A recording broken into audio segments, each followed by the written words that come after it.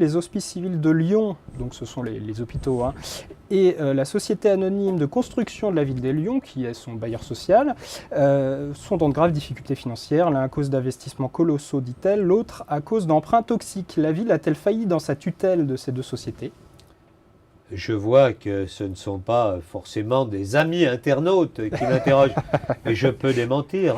Les Hospices civils de Lyon ne sont pas en catastrophe. Je dirais même que c'est un des CHU de France qui s'est aujourd'hui les mieux redressés. Quand je vois, la situation est difficile pour tous les hôpitaux de France, simplement parce que on est passé d'un type de financement à un autre avec ce qu'on appelle la T2A, c'est-à-dire le fait que ça soit à l'acte qu'on finance les hôpitaux. Et donc, beaucoup d'hôpitaux sont en difficulté. Nous, on l'a été, mais aujourd'hui, on a résorbé notre déficit. Donc, aujourd'hui, on est plutôt sur la bonne voie. Quant à la Sackville, elle va très très bien. Il y a eu des difficultés à un moment donné parce qu'il y avait quelques emprunts toxiques. On a renégocié tout ça.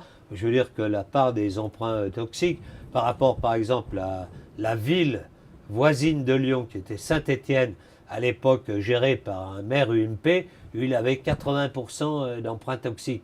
Donc, bon, je renvoie mon internaute aux discussions internes à l'UMP. Et justement, il y a une question complémentaire d'un autre internaute. L'endettement de ces deux structures va-t-elle se répercuter sur la qualité de vie des Lyonnais ? Est-ce que la ville et les contribuables vont-ils devoir payer ? Il n'y a aucun endettement. La Sackville n'est pas endettée. Il y a eu quand même des ventes. Il y a l'Hôtel Dieu qui a été vendu d'un côté. Ça n'a rien à voir. Il y a une partie du patrimoine immobilier qui est encore de vente.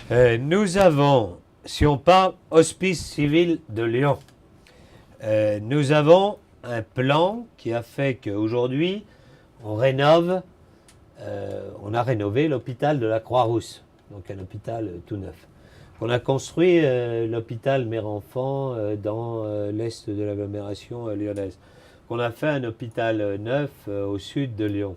Donc évidemment, on s'est désengagé des hôpitaux anciens qui ne se prêtaient plus à une fonction hospitalière et on a essayé, plutôt que de les laisser comme ça, sans rien, de reconvertir ces hôpitaux.